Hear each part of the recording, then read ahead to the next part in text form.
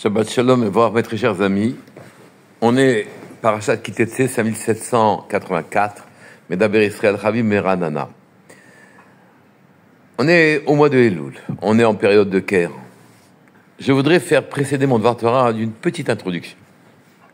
Les guerres que l'on fait en bas ne sont pas des guerres à analyser de manière simple, à savoir deux armées se heurtent avec des puissances en armes différentes, des stratégies différentes. Pas du tout.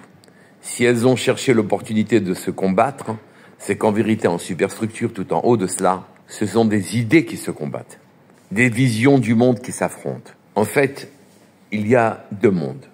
Le monde de la matérialité, on le connaît, on le maîtrise, on l'exploite, on le met en équation, on l'utilise. Il y a le monde de l'âme, de la vitalité. Vitalité dans ce sens, pas au sens de l'énergie, mais dans le sens où on a la vie. On est existant, on est un être conscient, on est un être divin. Ce fragment de divinité que nous avons en nous, qu'on appelle l'âme, est affecté par tous nos mouvements en bas. Ce qui fait que toutes les guerres d'en bas sont en vérité des guerres d'en haut. Nous usons de notre vitalité en donnant à des idées qui enveloppent les mondes, les bonnes et les mauvaises. Si vous vous demandez pour quelles raisons les gens adhèrent à un mouvement, c'est que le mouvement est vivant. Je parle d'un mouvement politique ou même une théorie économique ou scientifique. Il y a une vitalité, cette vitalité elle a été prise aux humains qui y ont cru. Et l'affrontement en bas, en vérité, est une révélation de ce qui se passe dans les mondes d'en haut. Nous assistons actuellement à un birour, un choix. Les gens doivent se ranger d'un côté ou de l'autre. Soit ils croient en Dieu, soit ils n'y croient pas. Et cette paracha nous demande de ne pas mélanger les choses. De ne pas croire qu'on est plein d'humanité quand on est plein de matérialisme. Que notre humanité en vérité est très matérielle, très centrée sur nous. Nous devons accepter que nous avons une part de divinité. Et cette part de divinité mérite un traitement qu'on appelle mitzvot. Voyons les psukim de la paracha. Les Chachamim ont souligné l'importance d'un pasuk particulier qui porte un moussar, une morale particulière, et très importante dans ce temps de Elul. Le pasuk est le suivant. Lo tizra karmecha kilaim pentigdash hamlea hazera asher tizra vetevuat hakerem. Tu n'ensemenceras pas ta vigne avec un mélange, c'est-à-dire que tu n'ensemenceras pas, tu ne mettras pas une semence de céréales à côté de ta vigne, enfin, à un éloignement qui serait considéré comme une proximité, de peur que la pousse de la graine que tu plantes et le produit de ta vigne ne deviennent interdits. C'est-à-dire que toutes les récoltes qui seraient réalisées et tout ce qui est produit serait interdit, aussi bien dans les céréales que dans la vigne. Ce pasuk est précédé d'un pasuk qui nous interdit de laisser son toit sans maquet lorsqu'on construit une maison nouvelle, de peur que ne tombe celui qui devait déjà tomber là-bas. Et il est suivi d'un autre pasuk, le lo tacharosh beshor ou bechamor yardav, ne va pas labourer avec un taureau et un âne en même temps, et aussi lo tilba shavnez, ne met pas des habits fabriqués de laine et de lin, temer ou pishin yardav. Quels sont les rapports entre ces différents enseignements? Pourquoi la vigne et les céréales? C'est ce que nous allons expliquer. Rashi dit que de ne pas mélanger cette mitzvah d'éviter kilaim, c'est un chok, on ne le comprend pas. Le Rambam dit par contre, on peut, sans prétendre trouver toutes les raisons, donner un certain sechel, une raison à cette mitzvah. C'est que Akadosh Baruch Hu a donné une nature précise à chacune de ses créations, de ses créatures, et qu'il ne souhaite pas, au moins pour certaines, que l'on mélange les natures des choses. Qu'il veut les garder individualisées. Chaque produit a une nature spécifique. Il ne souhaite pas que nous mélangions certains produits, et donc il les a cités explicitement. Quand on explore ce qui se cache derrière ces mots, vous savez qu'on a le droit de regarder les psukim, non pas seulement sur leur sens littéral qui est nécessaire pour nous indiquer quel mitzvot l'on doit faire de manière précisément, mais aussi que on peut rechercher dans la profondeur des lettres et des mots, on peut rechercher d'autres raisons qui sont des allusions à ce qu'il s'en suivrait si on y contrevenait, ou bien pour nous indiquer l'importance des choses. Le Marsof Alavam justement souligne et dit la chose suivante. On y apprend que l'homme ne doit pas mélanger le bien et le mal. Et c'est ce qui a fait descendre le monde du Gan Eden jusqu'à notre monde, à Shafel bas que nous connaissons. Puisque, justement, l'arbre dont s'est nourri Chava s'appelle Etz Adat Tov Vara, un mélange de bien et de mal. Et donc, ça a affecté le monde qui a été précipité à sa chute. Monde que nous connaissons aujourd'hui, nous étions au Gan Eden, nous vivons quelque sorte dans un marécage, dans un mélange, où le bien peut être considéré comme le mal peut être considéré comme le bien, et sous prétexte de faire le bien en étant gentil avec tout le monde, on en arrive à des abominations invraisemblables. Mais je voudrais préciser encore davantage. Le mot Kerem, vigne, fait allusion au clan d'Israël, comme c'est écrit dans Ishaïa, qui Kerem Hashem Tsevakot, Beit Israël, la maison d'Israël, c'est la vigne de Hashem. C'est la vigne du Seigneur. Et le mot Kerem, sa numération, c'est 260. 10 fois 26. 10 fois le nom d'Hachem. Comme si nous étions Keren, vigne d'Hachem, et qu'on doit faire attention à toutes les midotes qu'il souhaite qu'on garde.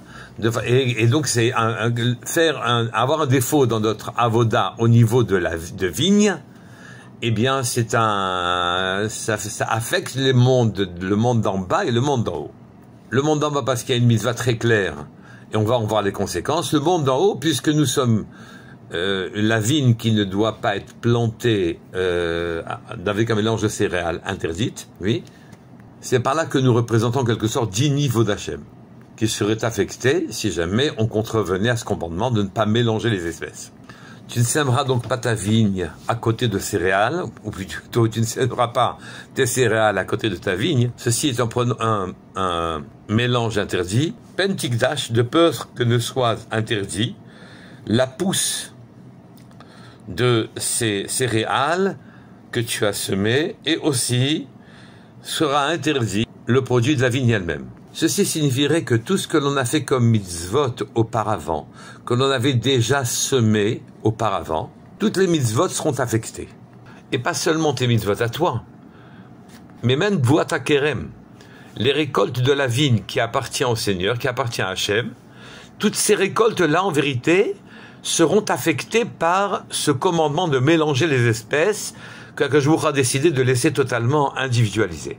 Et pour bien compléter, Kilaïm, remarque encore le Marsof Alavan, c'est en vérité les mêmes lettres que Michaël. Or, Michaël est un grand défenseur du clan d'Israël. Eh bien, si jamais j'ai décliné les lettres de Kilaïm, de Michaël, oui, plus exactement, le même de Michaël, je l'écrirai même, c'est le nom de la lettre. Michaël, Chaf, je l'écrirai Kaf, P pour faire Chaf. Le Lamed, je l'écrirai Lamed même Dalet, ce qui fait Lamed. Le Aleph, Aleph Lamed P, et le Yud Vav Dalet, et le même. Mais, donc ici, quand on écrit les lettres, quand on décline la totalité de la lettre, et qu'on additionne la numération de toutes ces lettres, finalement, la Gimatria deviendrait Samael, Sama. Et que donc cette créature accusatrice, oui, se cache derrière Michaël quand on en fait de trop, en quelque sorte. Quand on ne s'arrête pas au pshat littéral, et qu'Akadosh Baruch Hu nous dit tu ne fais pas ça, on s'arrête à l'interdit, on n'y mélange pas d'autres considérations comme la paix avec les voisins, l'amour d'Israël, ou toute autre considération qui n'ont rien à voir avec la mitzvah. Alors Michaël viendra à notre secours. Je dois encore remarquer que le pasouk d'avant, notre pasouk, c'est qui dit Vne ba'it chadash ve'asita ma'akel gagecha ve'lo tasim damim bebeitecha ki yipol hanofel mimeno. Quand si tu construis une maison nouvelle, tu feras un parapet à ton toit, tu ne mettras pas de sang. Et ainsi, naturellement, personne n'en tombera. Tu ne mettras pas de sang dans ta maison. Si celui qui doit tomber, en tombe. Il y a une mise en garde ici. Il faut mettre un parapet. Il y a des choses que l'on fait, des choses que l'on ne fait pas. On ne va pas admirer le ciel en disant la nature est bien faite et il vaut mieux ne pas être gêné dans sa vision par un parapet.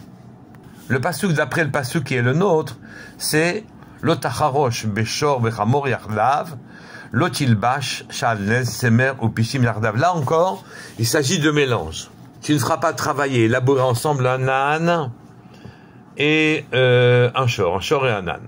Et tu ne mettras pas non plus des habits chatnez, un mélange de lin et de laine. On doit en quelque sorte être clair dans la définition du bien et du mal, car comme on l'a vu, ça nous habillerait, oui, d'un vêtement sali, et ça serait un grand obstacle à notre rapprochement avec HaKadosh Baruch Hu. Pourquoi? Le Likutei Halachot dit la chose suivante: Ve'al yedei kilaim, chas v'shalom, gorem shenit'arvim, chas v'shalom, gam otziot haTorah shehem shorshan, u'misham ba'im kol haminiyot sheba'olam. D'où viennent toute créature qui a droit à l'existence sur terre, si ce n'est avec les lettres de Torah? Elles ne viennent que des lettres de Torah qui font son nom et qui lui donnent sa nature. Et si jamais sont mélangées les lettres que la Torah a interdit de mélanger, si jamais, les mélanges interdits se font sur terre, leurs lettres se mélangent dans les cieux et provoquent un immense désordre dans l'architecture générale de la création, et nous font un écran terrible qui nous empêche de percevoir la vérité et d'avoir une proximité avec Hachem, non seulement pour nous, mais pour tout le clan d'Israël, comme on l'a précisé précédemment. Et ceci est malheureusement terriblement fréquent. Tout celui qui fait une mitzvah et qui en cherche du kavod, tout celui qui fait une mitzvah et qui en tire orgueil, au lieu de regarder sa shfelut, l'endroit où il se trouve, quelqu'un de bas, oui, qui a besoin désespérément de l'aide divine. Il mélange la mitzvah qui est le bien avec une recherche de kavod, une recherche avec de l'orgueil, et à ce moment-là, non seulement il entache sa mitzvah d'un défaut, mais en vérité, il provoque un désordre profond dans les choses. Michael devient le contraire. Si jamais on en fait trop, en quelque sorte, on va derrière les lettres de Michael pour rechercher quelque chose qu'on ne devait pas prendre. Nous sommes dans le mois des Elul. Faisons les choses correctement. Sourmera va setov. Éloigne-toi du mal, quel qu'il soit, et fais le bien de manière très nette, de façon à ce que nous retrouvions tous notre racine qui est le Gan Eden, et que HaKadosh Baruch Hu nous donne une année magnifique dans laquelle on peut se construire comme il le souhaite.